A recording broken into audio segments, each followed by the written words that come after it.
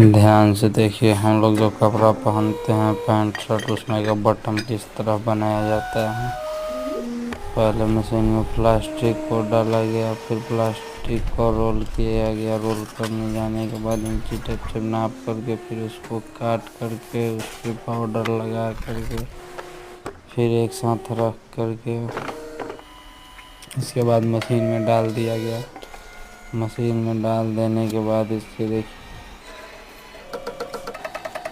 छोटे पीस में काट लिया गया। और इसको काट लेने के बाद देखिएगा इसका घिसाई होगा।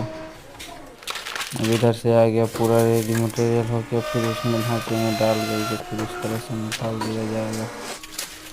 पत्ती पे देखिए किस तरह किया गया, बटन निकल करके सीधा आ गया। अब इसमें छेद किया जाएगा, देखिए किस तरह छेद होता है।